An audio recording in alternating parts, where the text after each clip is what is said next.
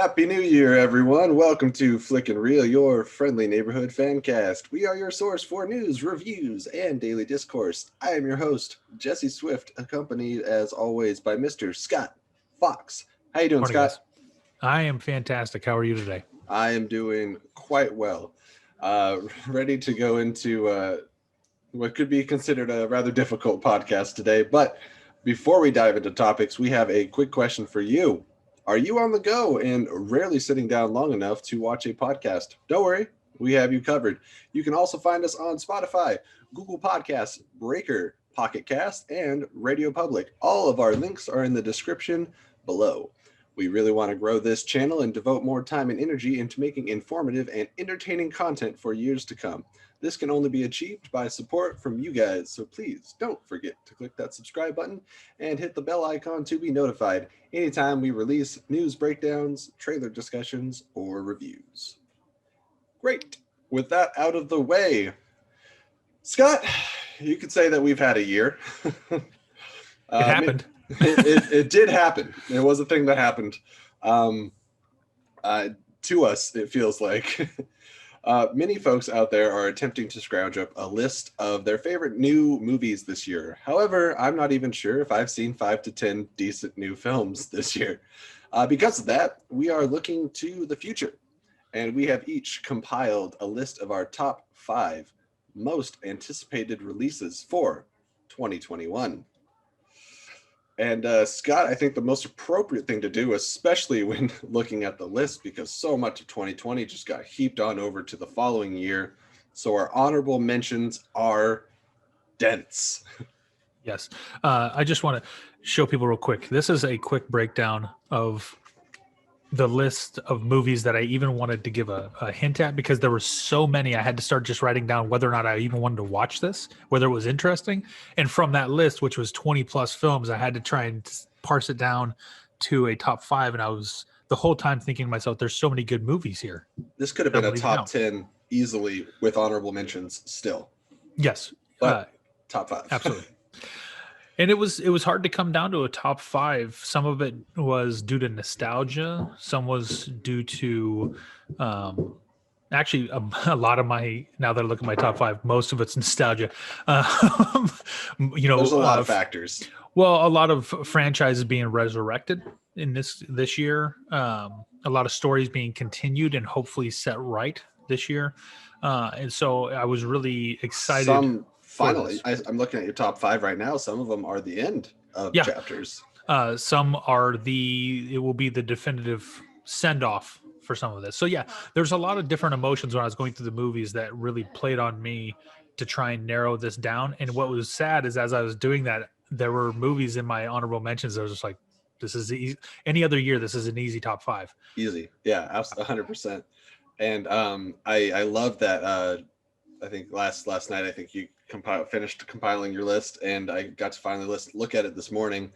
And we have some similarities, but I think out of our top 5, we only have one overlap, which is a lot of fun. Yeah. And even our honorable mentions, I thought maybe they'd be exactly the same. I'm seeing some differences, so that's very exciting to look into. And Scott, this was originally your idea to do, so I was hoping that you would take off from this point with some of your honorable mentions and just kind of breeze through them really quick, because we will spend the majority of our time on the top 5. What do you got? Now with my honorable mentions, let me just say that most of these could easily be a top 5 movie. I shuffled movies in and out of my top 5 and my honorable mentions back and forth multiple times. And it was one of those things where I just felt like, man, there's so much good content because of what happened in 2020 with everything being backlogged and held up. And then even with that, there's some things in this list that were 2022 movies that got pushed forward. And so there's a weird mix in 2021, and it's possible some of these movies might get pushed. So we'll see when we get there. But honorable mentions, I think the first one on my honorable mentions that I had to debate was Dune. I want to see this movie pretty bad. And it's only not in my top 5 because it's number 6. So Dune, I'm really looking forward to that. And hopefully this will be the telling of the Dune story that it deserves. And what a cast. We always say it, but my gosh. It's stacked, absolutely stacked. Next is Suicide Squad. I am really excited to see what James Gunn will do with this franchise, reviving it and giving it the treatment it deserved. Because what we got with the first Suicide Squad was not, and this Suicide Squad is being treated as though like whatever happened didn't happen, basically. Some returning cast members, but overall, they're not going to really put a lot of value on the initial first film. No, if there's not continuity in the storyline, it's like this will be the default. This is the actual storyline. What happened before was, what are you talking about? Next is Shang Chi. That looks really good. I'm really excited for this one. I want to see what this take will be on the Marvel franchise and really going forward. And you forget the subtitle there, and the Legend of the Ten Rings, because we're going to have Mandarin as the villain in the film with Simu Liu, I believe is his name, headlining as Shang-Chi. I'm also very excited for this film. And what year where we get a Marvel movie on honorable mentions? Oh, that's only because there's multiple Marvel movies, and there's still one in both of our top fives. There's two that were supposed to be this year. It's anyways. I got you though. But the Shang-Chi, and we'll hopefully get the correct Mandarin, but we won't reference Iron Man 3. Anyways, next is Death on the Nile, Kenneth Branagh led movie, and I like him as an actor, and so that actor and director and writer. Matter of fact, one of my favorite audiobooks is Red by Kenneth Branagh. Just kind of a fan, and so when I saw that and kind of read what it was about, that intrigued me. So definitely made my honorable mentions. Mortal Kombat. We've been waiting for this for a long time.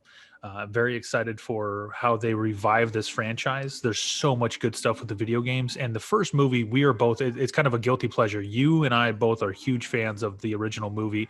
As for cheesy as it is, for some of the things that it has, it also was the pinnacle of robotics for Goro. There's so much good stuff from that. And I'm really excited where they can take it in a revival. When this comes out, it'll have been like 25 years since the first movie. That's a long time. Spicy. It's crazy because I remember it because I was old enough back then. But anyways, as a teenager back in those days. But we won't age myself much further. Next, Sherlock Holmes. We get the return of Jude Law and Robert Downey Jr. Downey's got to keep busy. You know what? He's not doing anything with Marvel now, so he can take on all of the pet projects and hopefully not any more Dr. Doolittles. But the Sherlock Holmes, the first two were so good. A lot of fun. His take on the character was so well done. And part of it that I really love, people really talk about Robert Downey Jr., but I really love Jude Law as absolutely Watson. He is so good. I greatly enjoyed both villains. They're great. Mark Strong in the first one was awesome, and Moriarty in the second one. Harris, I think. Yes, but the movies were good, very good movies. I really enjoyed them, and I'm glad that we're getting another chapter in their story. Whether this will be the culmination or this opens the door for maybe another one after that, we don't know. But I'm still glad to see Robert Downey Jr. because his take on Sherlock Holmes was so good, and I'm a huge Arthur Conan Doyle fan. Sorry, Sir Arthur Conan Doyle. I'm a huge fan of his work. I have the complete volume of Sherlock Holmes in this massive book in my bookshelf, and it's one that I will crack open. I don't read a lot of books. I listen to most books, but I actually love reading those ones because the language is kind of like Lord of the Rings for me with Tolkien. The language is so powerful. And the last one on my list is The Eternals. That's the other Marvel one that is in somehow made it into my honorable mentions, but it's down on the list cast. For me. Yeah, it's Dune and Eternals. I think out of top 5 honorable mentions, those are the two cast movies that are just wow. You got Richard Madden and Kit Harington, Angelina Jolie. It's absolutely loaded, but at the same time, as I was listening to it or reading them off, I do want to see it, but my emotion for this one is a lot like Guardians of the Galaxy before it came out. It was I'm not as familiar with the backstory of all these ones. I mean, obviously I'm going out and I'm trying to engage myself with that so that I'm prepared mentally and familiar with the characters. But right now it's kind of one of those ones I'm like, okay, this should be good, and I trust Marvel, and they've proven themselves with the unknown quantities. And with the ensemble casts on how to do that properly. And so I do trust them. It's just one of those things where it made my honorable mentions, but it's the reason it's the last one on the honorable mentions is because I'll see it. I'm sure I will love it. But I didn't know a lot about it going in other than I'm trusting Marvel's abilities. I'll have to share something with you because they recently did a like character description with power sets for each character a few days back, and just reading that like raised my hype level by a lot. So I am going to try to go through my honorable mentions as quick as I can and try to skip the overlaps as best of my ability. So I mean, if it's a comic book movie, it's either on my top 5 or honorable mentions typically. So no surprise, we have Dwayne Johnson's lead Black Adam. We know very little other than the involvement of the Justice Society. And for me, I'm more excited about Dr. Fate being in this movie than Black Adam himself. So there's a lot to that. It's one of the characters that still remains to be cast, I believe. Don't know what to expect from this movie. Hoping it still comes out in 2021 because they haven't started filming yet, which is worrisome because it got pushed back during this year and everything. Moving on to Quiet Place 2, the once again John Krasinski directed film starring Emily Blunt. The first Quiet Place was one of the most pleasant surprises of that year. And this one stings a little bit because theaters closed 1 week before this movie was set to release. And I was so mad because I had my app open. I was ready to get tickets. I was waiting to see it, and the trailers have been off the chain, whether it be the flashbacks to some of the initial alien invasion. Very excited to see this. Black Widow, again, we're talking about Marvel movies not making it to the top 5. It started out my top 5, and then I got through the rest of the year and I said I can't do it, which I am so excited for this movie with Taskmaster, Scarlett Johansson, Florence Pugh, Naomi Weiss. It's just David Harbour, again, just a phenomenal cast, a like Russian spy thriller, looks like so much fun, and can really just hit that little bit of Black Widow flavor that we've been missing.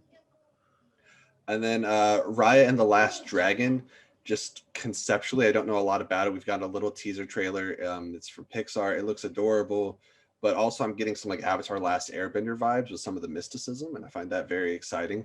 And Kelly Marie Tran will be voicing Raya, and I love to see her get some work after the Star Wars fans were just absolutely abusive and horrible to her. I hope that this is a redemption and she can get a lot of love for. The King's Man, not to be, well, I mean, it is related to the Kingsman and the Secret Service and the Golden Circle. Now, the Secret Service, again, very pleasant surprise. Golden Circle, I'll say disappointing, but I love Matthew Vaughn as a director. I think what he did with X-Men First Class was inspired and also kick-ass. So they've had, they used the song War Dogs for the trailer, and you're dealing with Rasputin and just a lot of period time elements that are going to be awesome to see. This one almost didn't make it on, but I know that there's a talented actor. I had some level of enjoyment with Venom, didn't love it, but I am excited to see Morbius. I think the trailer looks better than I anticipated this movie looking. Scott, I see cogs turning. I don't know if I'm interjecting before you're able to say anything. No. I'm trying to be quiet and give you the space to talk about it. I just want to say every movie you've listed that wasn't on my list, I want to see. Yeah. Okay. There's not a movie you've talked about on your honorable mentions that I didn't have that same, like, I really want to see this, but I couldn't have my honorable mentions be 50 movies long. Well, I stopped at 49. Morbius is one of those ones I really want to see. And again, this might be another situation where an actor does a Warner Brothers DC movie, and then that fails and flops and goes to Marvel and redeems themselves with a new character. It's happened too many times. I'm waiting for Pedro Pascal to do it next. Oh my god, so good in Wonder Woman 84. But anyways, Morbius, I'm with you on that. And the King's Man, again, really, really good. And I just want to touch on Black Widow. hopefully Black Widow helps sets the stage for the future of the Marvel areas, which is why it needs to happen before they can do a lot of the other stuff, is to build up. Okay. Because this is now what, over a year behind? Yeah, it is. It will, by the time it comes out, it will have been, I think, I don't know, close to 2 years since we've had a Marvel movie. But I also want to say this movie should have been made 5 years ago. Right. You can't wait for, never mind. I'll run through my last two really quick because the last one you also had. So, Free Guy. What can I say? Ryan Reynolds video game parody movie. Taika Waititi as the villain. Looks hysterical. Looks like good fun, and it's now technically a Disney movie because it was Fox and they acquired it. So, if nothing else, I don't know, throw it on Disney Plus. It doesn't have to be in theaters. The fact that I haven't sat in a theater for 11 months is soul crushing. And then I will move on to In the Heights, not directed by Lin-Manuel Miranda, but based off of the play he wrote for Broadway, starring Anthony Ramos, who was in Hamilton. And it's, you know, I don't know how to express my feelings about musicals. I've been in drama. I've done plays. I've done sub musicals. They're a lot of fun. I don't love every musical. I'm not a huge Grease or Les Miserables fan, but Hamilton was fantastic. I love Rent. So I watched the trailers for this. I think it looks like a really good time. And what Lin does with music is nothing short of genius. And that is my 49 list of movies that I'm anticipating. That's just the honorable mentions. So you know that there's at least 5 more that I have on top of that. Scott, I think the best way for us to do this is I tried to have some semblance of an order, but really, because I have honorable mentions that could be on here, the numbers on this list mean nothing. No. But give us your and top I just want 5. to touch, I'm also a musical fan. When I ask my kids, I'm like, hey, you guys want to watch Sound of Music? They're like, what? And I'm like, oh, come on, it's so good. How about Fiddler on the Roof? And because I like old musicals, because that's what I was raised on. Chitty Chitty Bang Bang. I love the Disney movies where they just randomly break into song. And my kids are like, why? That's not real. And I'm like, this movie is based off a girl with 60-foot long hair. Like, no, it's not real. Like, come on. Let's suspend reality for a moment. People break out the song. They missed the High School Musical boat. I think that train. I was before that boat, but I thank goodness I still love Zac Efron. We're talking about somebody who came out and really just continued to build his career. The Greatest Showman. Speaking of musicals, fantastic so good, movie. So good. All right, number so top 5, fives. Scott. Black Adam. I'm a Shazam fan. Okay, huge Shazam fan. One of my favorite animated movies that was out was Superman and Shazam versus Black Adam. Really good. Black Adam's character, Teth Adam, before he takes on the role, is it's really good. And I'm excited for Black Adam because if there is somebody who can bring the physicality of a superhero without needing pads, it's The Rock. You couldn't have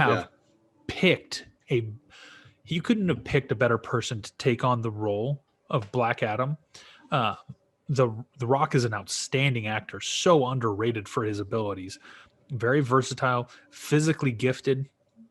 And this movie, my desire, my hope will be that we will be able to see after Black Adam, after this is established, then we get the Shazam versus Black Adam, because Black Adam is also the hero that the Guardians chose, the Wizards chose, that they were wrong about. Right. And that's hinted at in Shazam. And so when I saw that, my heart, like, I wanted to see Superman as the teaser in the credits, but I really wanted to see Black Adam.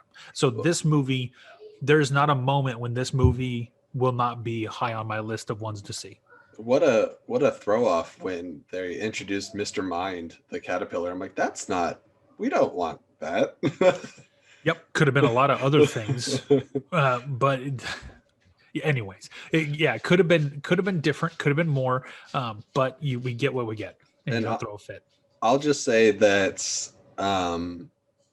people have been saying, cast Dwayne Johnson as The Rock since before he was known as Dwayne Johnson in Hollywood. Yeah. I mean, cast him as Black Adam. I think I said cast Dwayne Johnson as The Rock. Wouldn't that be? They look so similar. Yes.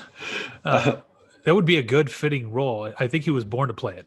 But yeah, there's, I think Boss Logic, he does some of the best fan art out there. Oh, yeah. And he did a fan art of The Rock or Dwayne Johnson as Black Adam years ago.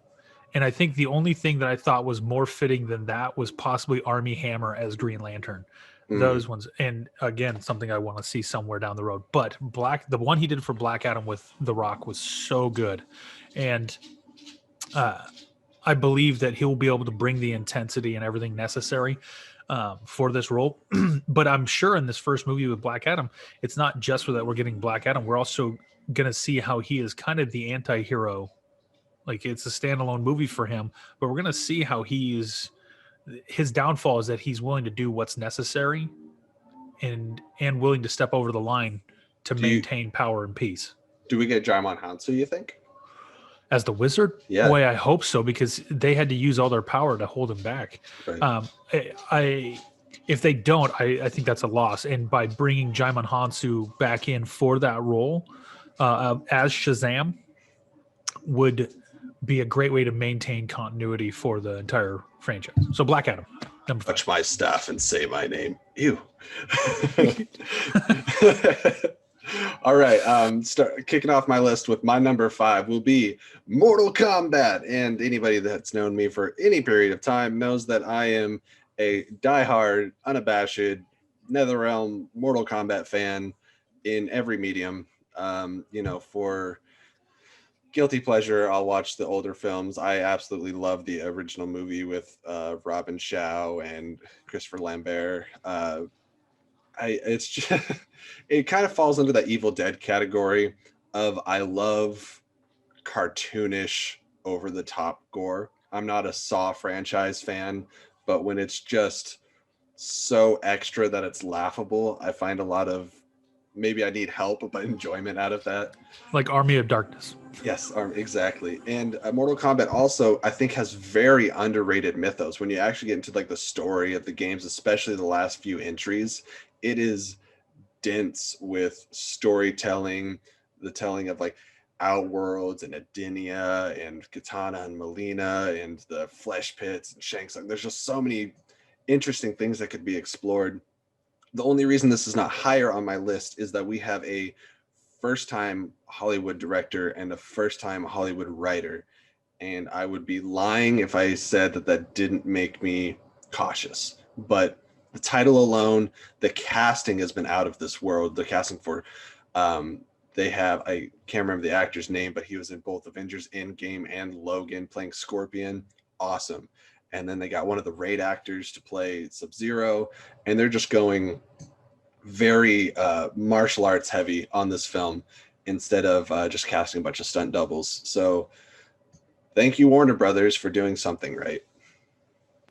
Yeah, the casting has looked fantastic for this movie, and I've been kind of excited for it. And again, guilty pleasure, this is one of those ones that's way up there as far as movies I've seen in my childhood that with today's technology, I really love to see revived, especially because they're up to like 47 Mortal Kombat games. And so it's one of those things where this, I'm excited for it. It's long overdue, and you might be the most frequent quoter of Johnny Cage I've ever heard in my life. Because how much were those sunglasses? $500, asshole. Yeah, or I can't tell you how many times I played the game. Just go, you got Cage. What? Oh, the crotch punch for Johnny Cage in the first Mortal Kombat was the best move ever. People just kept walking right into it. All right, let's go up to your number 4, Scott. Ghostbusters Afterlife. Interesting pick. I was fascinated to see this on your list, but I can't argue. I'm an 80s kid, and Ghostbusters was the stuff back in the day. I love the original cast. It's a shame that Harold Ramis has passed and will not be able to revive his role, because he really was the brains behind the operation as Egon. But I'm just, what really tickled me about this is that Paul Rudd is in it, and Paul Rudd might be the most loved person in Hollywood. Uh, Even if a movie sucks, Paul Rudd's good. Like he's such a versatile actor, and to see this kind of, they find the old gear in the barn, and With a voiceover from Bill Murray. oh man, the trailer, like I was ho hum about it. Like I was excited, but after, even though I love the entertainment value of the Ghostbusters movie with the all female cast, I enjoyed that movie. It lacked what the originals had, and It was this also movie, like an Elseworld story, you know. correct, it's a different universe type of thing. And so with this one, when I heard about it, my fear was, are we going to get some retake off? And then I heard that the original cast was coming back, or all the remaining people were going to at least have cameos in the movie. But I tell you what, when you hear the music playing on the cassette deck, and then you see the wave of the tarp kind of flapping up, and it lifts up to see the Ecto One. Oh yeah, man! Like see, you got me. I didn't think I was that excited. I got goosebumps. I was giddy for it, man. I'm getting jacked up right now. I don't quite got goosebumps, but I'm energetic about this. And I tell you what, this movie is one of those ones where I wanted a third part to Ghostbusters back in the day when I was a kid. I really wanted the third piece to this. And even though now, 30 years later or 25 years later, however long it's been, to finally get it, it's pleasing to the soul to think, okay, this is something I've been waiting for. Dad, do you put? Absolutely. I'm very excited for Ghostbusters 2, and I believe also that Finn Wolfhard from Stranger Things is in it. I want to say my bad for not putting on honorable mentions, but I think I already have too many movies on there as it is. So I can continue on to my number 4, making our way slowly up the list. And I won't spend too much time talking about it because we covered it a little bit on your honorable mentions, but it is The Eternals, which after Black Widow, I believe, is our next Marvel film. It was supposed to come out this year, and this will be the first Marvel film really pushing the universe forward. Obviously, we'll have our Marvel TV series like WandaVision and Falcon Winter Soldier doing that. Kevin Feige has stated that the Eternals will take place over the span of thousands of years, and also potentially deal with the deviants, which we might see a young Thanos, which would be very interesting to see. And again, just one more time with the cast: Richard Madden, Kit Harington, Angelina Jolie, I believe Brian Henry, and then Kumail Nanjiani, who, if you've seen the transformation this guy has had for this movie, he is jacked. He had the Chris Pratt, Paul Rudd transformation, and it is impressive. It's pretty cool. He was interviewed, asked about it, and he goes, "No, you don't get that by yourself. You need trained professional people around you all day, every day, with your diet, exercise, cardio, weights, all of it. You can't get that by yourself." And he looked fantastic. He really was in incredible shape. And can I say, Kumail Nanjiani is hysterical. He's probably one of the funniest actors in Hollywood right now. His deadpan delivery of really awkward things in a straight way is so on point. He's really good at that, saying the really crazy thing in a basic way that makes you laugh, and then you realize, like, that's really messed up. And I forget which character it was, because I was looking at some of the character descriptions a few days ago, but one of them, the Eternals are very tied into the Celestials, and the only thing we've seen of a Celestial so far is Guardians of the Galaxy, the severed head being nowhere. And I think it'll be really interesting to find out more about the Celestials, because as far as I know, I think they were the original holders of the Infinity Stones. So we could actually learn a lot of Marvel backstory in this film, especially with it taking place over long periods of time. The hope will be that they'll also lay the groundwork in this one for whoever the future supervillain is. Like, there's got to be a Thanos coming down the pipeline. So is the question, is it a Galactus type of villain, or who's going to be this next guy down the road? What if, I feel like they could make a little play and have Galactus be a Celestial. I think that'd be a way to tie it into the Marvel universe, because they're these giant, planet-sized beings pretty much. But I was having the same thought as you on that. Like that Yeah, would be an easy, quick tie-in, and then you get this massive villain, or like the kind of the Dormammu type of yeah, villain. or like the Lord of the Celestials or something like that, and then he wouldn't be a cloud, which is preferable. All right, Scott, what is your number three? Uh, I know I'm in a minority, especially around our circle of friends, but No Time to Die, and I love Daniel Craig as James Bond, and I'm not afraid to say that. And this is the send off for Daniel Craig as James Bond. I'm excited for who they will do next, but I'm glad he did one more trip as uh, as Bond for this next movie. Uh, The Hold trailers on. have been fantastic. Sorry, my son went the opposite direction on the TV volume when he went up instead of down. Oh no, The trailers look really good. This looks to be a very intense movie. It's also where they're going to kind of pass the baton, where we're supposed to see the next 007, or somebody taking up the mantle as Bond.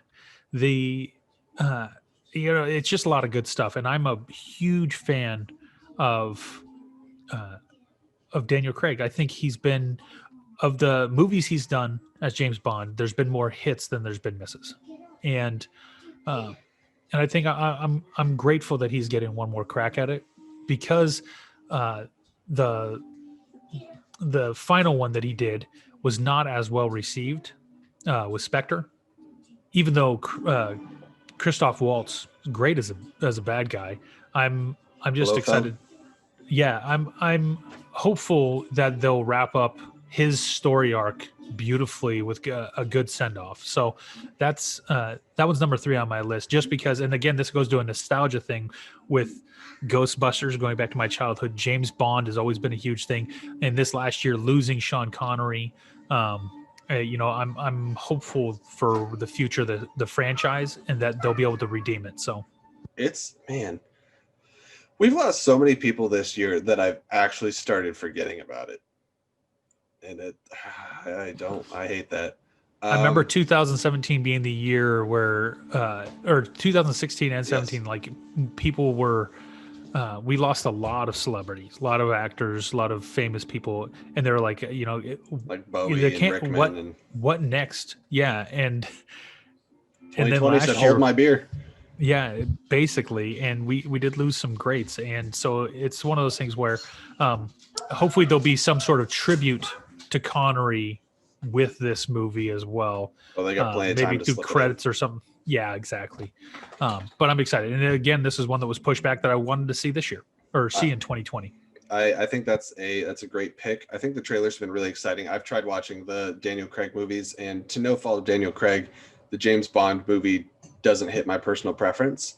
But I think all the acting in it and the action is all fantastic. It's just like, for whatever reason, spy movies, whether it's like Ethan Hunt, James Bond, they don't click with me. But that is no discredit to the quality of filmmaking in them at all. So I will go on to then my number 3, which was briefly mentioned in your honorable mentions. And that is The Suicide Squad, directed by James Gunn, starring Margot Robbie, Idris Elba, Joel Kinnaman, and Taika Waititi in an unannounced role, but people are assuming that he might be the actual voice of King Shark, while Steve Aoki, I think his name is, provides the motion capture. Either way, I am very excited for this movie. Even when they announced that James Gunn was taking it over, I was concerned.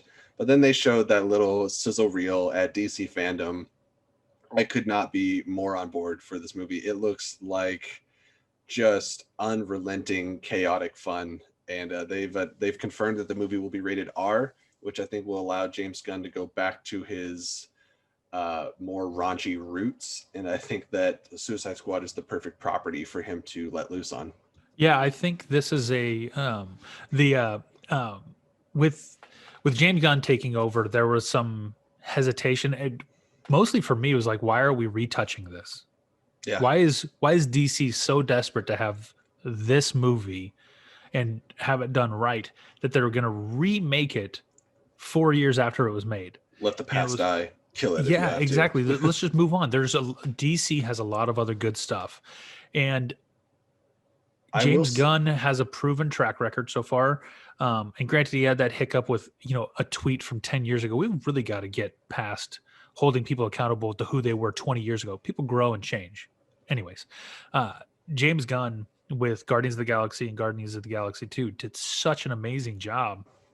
James Gunn did such an amazing job with Guardians of the Galaxy 1 and 2 that you knew he was going to bring something fun and hip for the for this movie. He's the perfect kind of person to take an ensemble cast. He's been proven with that, and he can do this again. And so it's one of those things where, while I don't think anybody wanted this, I'm excited to see his take on it, because at least he is capable. And I think what also speaks to it is that when he was initially fired off of doing Guardians of the Galaxy 3, Warner Brothers came to him and said, open slate. What would you like to do? We will give you anything you want from your success with Guardians of the Galaxy. And he said, and I think this speaks to his sensibilities a lot, he said, I would love to do Suicide Squad. And who is Warner Brothers to tell him no? They said, okay. And I think if you look at his past, even before Guardians of the Galaxy, with movies like Super and Slither, I think Suicide Squad, out of any Warner Brothers DC property, really suits the James Gunn taste. Oh, totally. And I think this is, if he had clearly he knows some of the backstory. He must be he must know the backstory, must know all these things, because clearly with given a clean slate, knowing that Suicide Squad bombed, he must have looked at it and said, you know what? If they can win an Oscar with that pile of garbage, I can win an Oscar with this. And so that's a nice dig for you.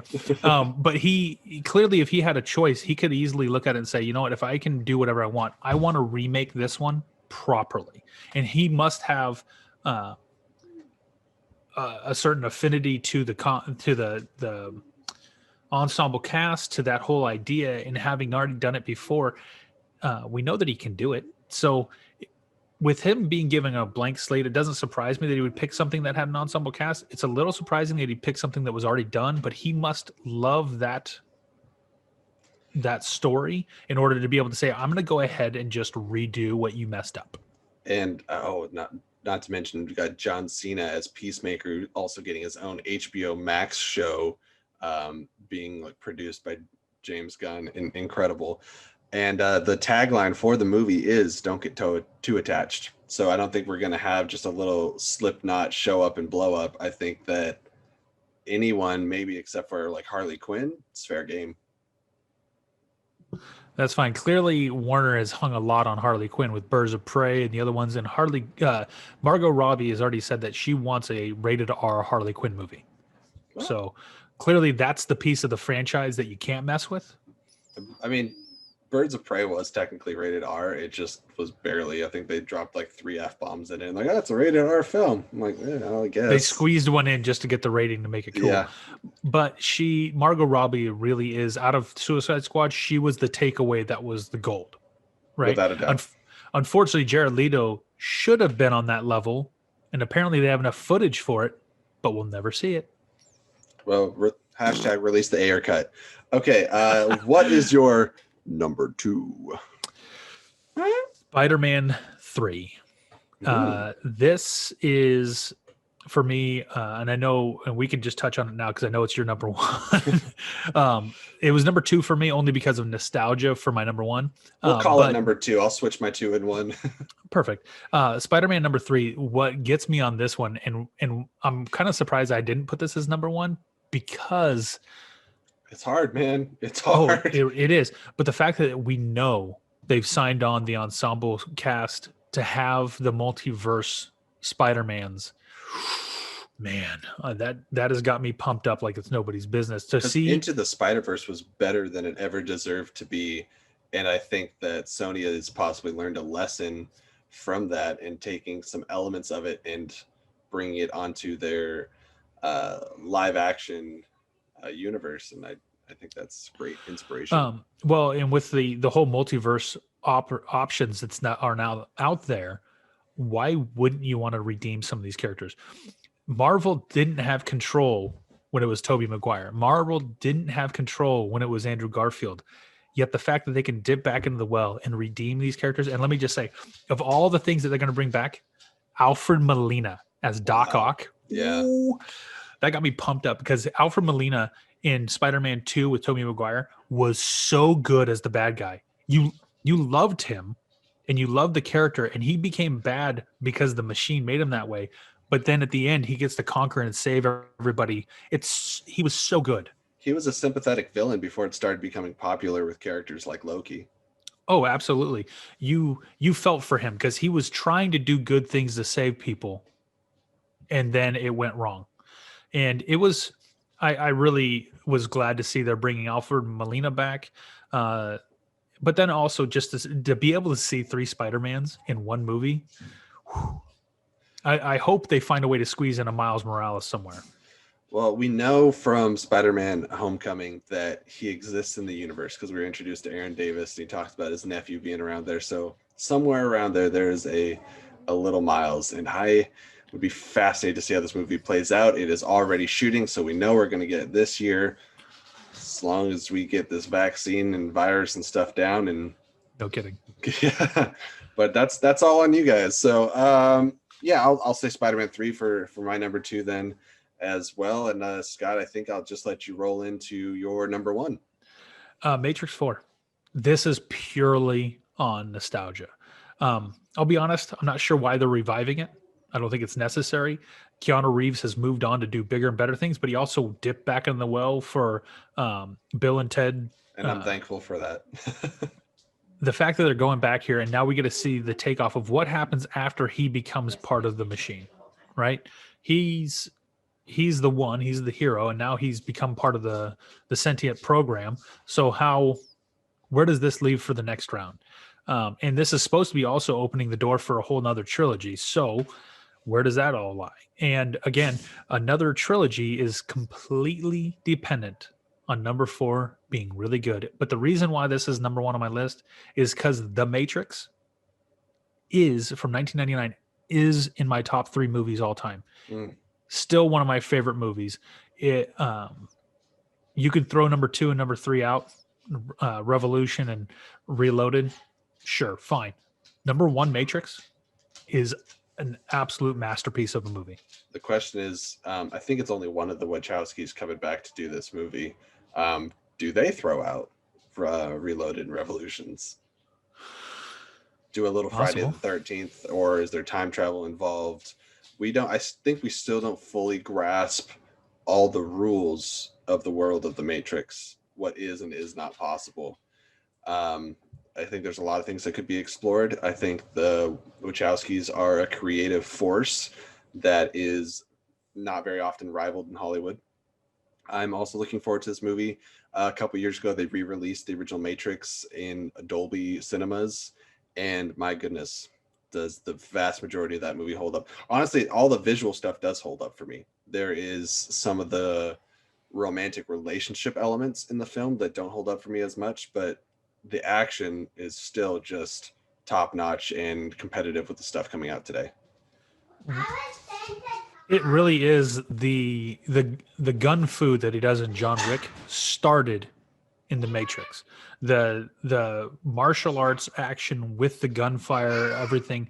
The Matrix was really the place that began a lot of that stuff. Matter of fact, the Matrix revolutionized movie making for the next decade, if not longer. It has an impact that's still felt today. And so that's one of the reasons why this is number 1 for me is it's going back to when I was 18 years old and I saw The Matrix the first time, and it really made a monster impact. I guess technically I was 17 still when it came out. Still one of my favorite movies ever. All right. Well, that's leaving me to wrap it up with my number 1. And again, if you've watched when we talk about the landscape of film and what comes next and some of our other videos and what I've been up to, I recently read the entire first Dune book, and my anticipation for this movie since the first trailer and a little before when some of the casting was announced, Josh Brolin, Oscar Isaac, Timothy Chalamet, Zendaya, Javier Bardem. It just goes on and on and on and on. And I don't know if I've ever seen a cast so stacked with so many people that are perfectly cast for the roles, especially after reading the book. I read the book now with these actors in mind, even though I hadn't seen the movie yet, and it all felt so perfect. And Denis Villeneuve, who did Blade Runner 2049, Arrival, Prisoners, he has a track record that is very impressive. And this has been his like number one passion project. He said he's wanted to do a Dune movie for a long time. Now there's been a lot of drama between Denis and Warner Brothers over a lot of HBO Max issues, but bottom line for now, despite whatever the future may hold, I am so excited for Dune, and I'll be there hopefully opening day when the theaters are back open. I'd rather not watch this on my couch. One of the things I like about the director is that he has a track record also in sci-fi. Yes. You know, a lot of directors will step from one genre over into another one, and it doesn't always translate, but he's already proven in this category too. And specifically complex storytelling. Oh, he has made no simple films. If there is a movie and a franchise that has complex storytelling, it's Dune. Yes. It's got all the complexity you really have to pay attention in that book to be able to keep up with what's happening and all the different storylines and everything and all the characters and the development. And so I'm excited. I'm hopeful for that one. And again, it's one of the reasons I have HBO Max still. Dune is Sandy Game of Thrones, you know? Oh, absolutely. Yeah. And I think a lot of people said if you take Star Wars and give it the dramatic level of Game of Thrones, you end up with a Dune. And I think that is the greatest way to summarize it. So beyond excited for not only Dune, but everything else we have on our list, whether it's your top 5, either of our honorable mentions. 2021 is going to be a year, and hopefully something amazing that happens and not something detrimental that happens to us that we feel for years to come. So I hope we're turning the corner and things are looking bright. Scott, any last thoughts before we wrap up? No, let's just hope we actually get to see more of the movies than we got to see in 2020. The bar is low. Yeah, I think if 10 good movies come out this year, it will be better than all of 2020 combined. That's right. Well, I gotta throw this thought in here because I don't know where else I would fit it. One of the things that is known is that video game movies are just inherently terrible. Yes, that's like death, taxes, and video game movies suck, right? And people were wondering when video games are going to get their due and maybe compete with comic book movies. And we're like, well, it might never happen because comic book movies have such an amazing track record. Let me present you with this. This year we had 4 comic book movies. We had Bloodshot, New Mutants, Wonder Woman 84, and what's the 4th one I'm missing? I can't think of it right now, but our video game movie is Sonic the Hedgehog. And are you going to tell me any of the comic book movies that we had are better than Sonic the Hedgehog? Now that's Sonic the Hedgehog after it was fixed, but Sonic the Hedgehog was good. Yes. And thank the Lord they listened to the fans and went back and fixed his face. Birds of Prey was the 4th one. And again, Sonic was better than all 4 of those comic book movies. Yep. So that is just a reflection of the wild, chaotic kind of year that we've had. So I just want to get that thought out there really quick. And Sonic earned itself a sequel. It's getting another one. Thank you all so much for joining us. Do you agree with me or Scott's top 5 or our mentions? Please leave your own list down below and let us know what you are most looking forward to. And until next time, keep it real. Hey everyone, Jesse here, and don't exit out quite yet. While I have you, I want to take just a quick second to talk with you about something that's very important to me. Right now on the Flickin' Reel channel, we're just a couple of guys sitting around and speaking geek, but we think that we can build into something greater. We think that we can build a community, a place for all of us to come together and talk about our thoughts and experiences about various types of fandoms. For this to happen though, we do need your help, so please do me a huge favor and subscribe to the channel.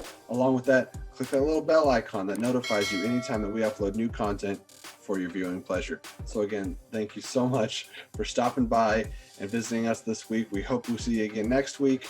And just remember, until then, keep it real.